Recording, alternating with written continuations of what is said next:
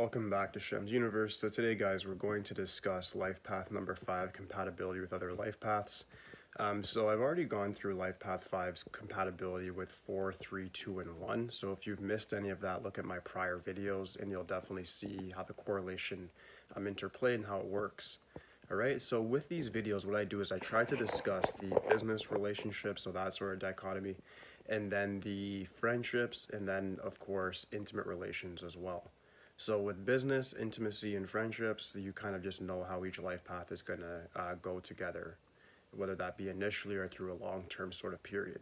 All right, so let's just dive right into it today. So life path number 5 with another life path number 5, it works. The reason being is both life path number 5s will take a very long time to reach commitment.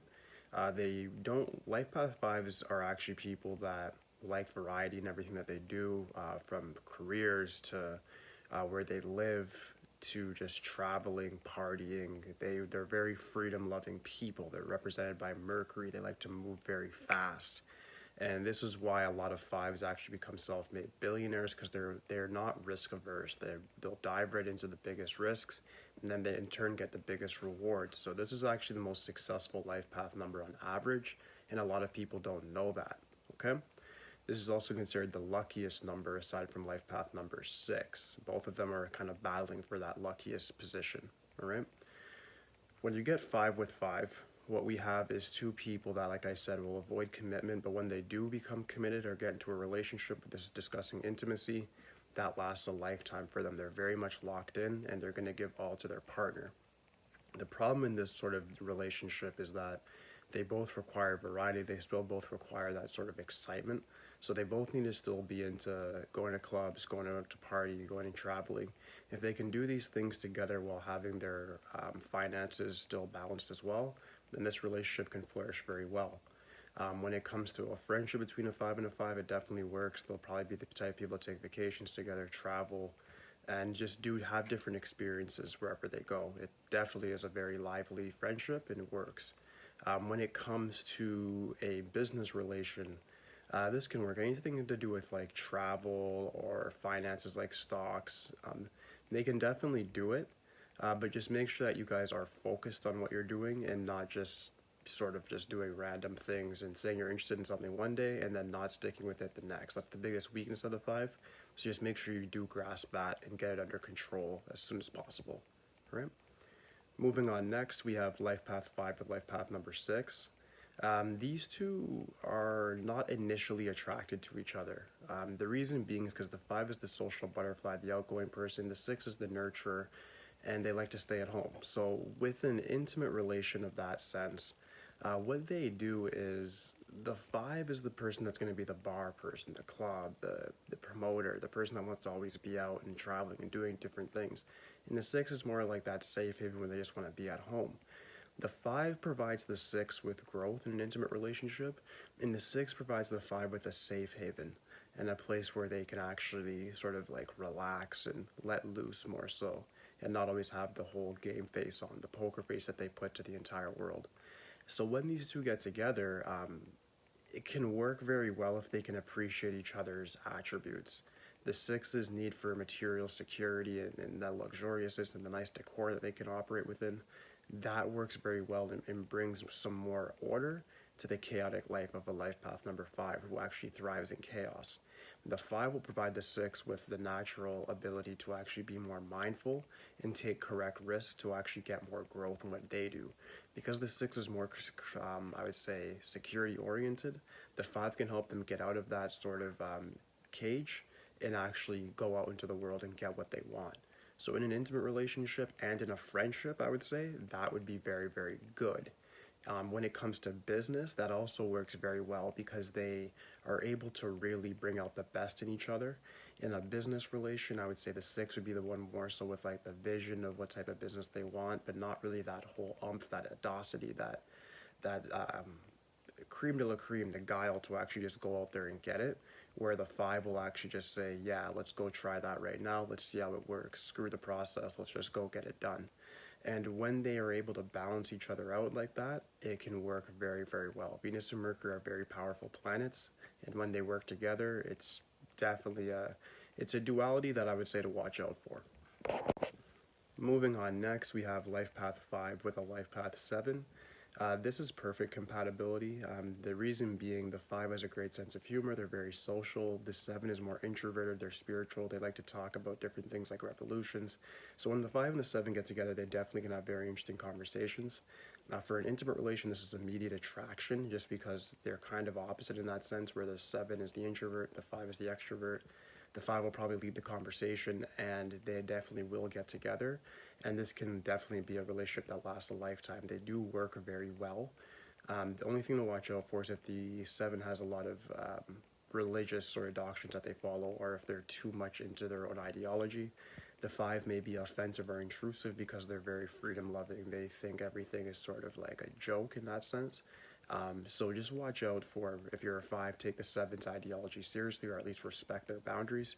And if you're a 7, please do not try to push your boundaries and push things onto the 5 that they're not going to believe in unless they actually have physical proof.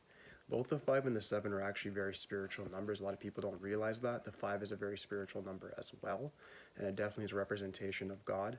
However, their way that they attain their wisdom and their clairvoyance in this lifetime is far different than the regular person that goes for spiritual growth. They do it through living life by experiencing their maximum potential, whereas other people live the more monastery life to get spiritual realization by praying, by meditating, by practicing mindfulness.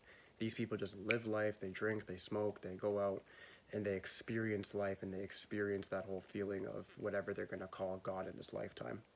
So for an intimate relation, it can work. For a friendship, it can definitely work as well. I would say the immediate attraction is definitely there.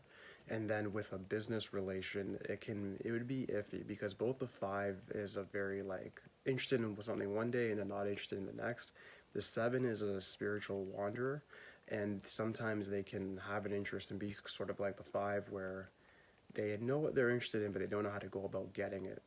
And when you're like that, when you get 2 people that are sort of drifting in that sense, that's what brings you down the wrong path. So you want to make sure that you're actually going down the right path by having a definite purpose and then going out there and achieving it. So if you guys are doing business together, it's better to be having some sort of zealotry where you're obsessed with your purpose than just being nonchalant about it. All right.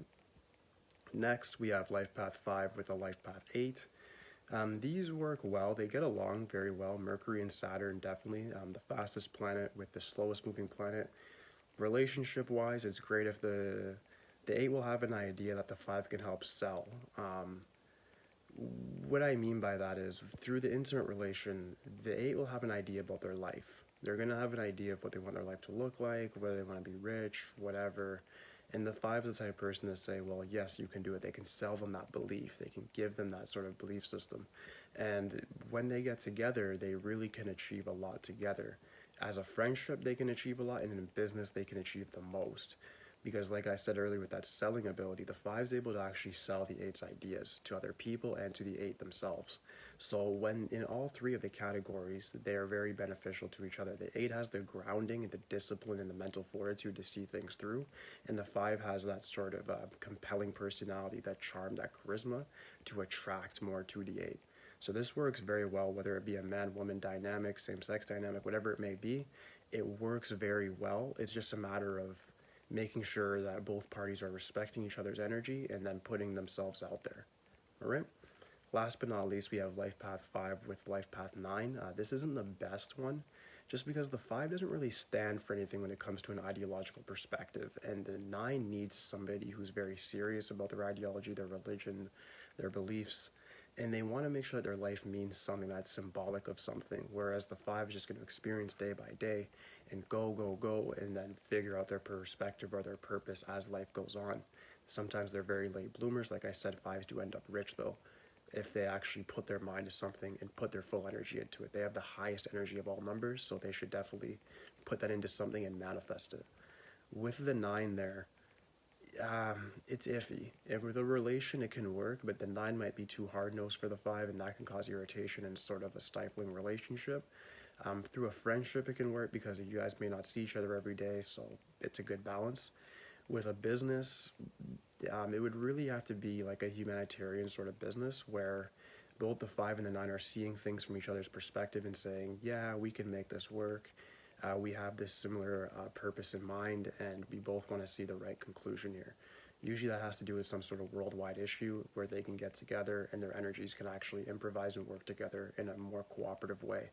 But without that bigger purpose, bigger than self sort of thing there, then I don't really see much coming of this to fruition. All right?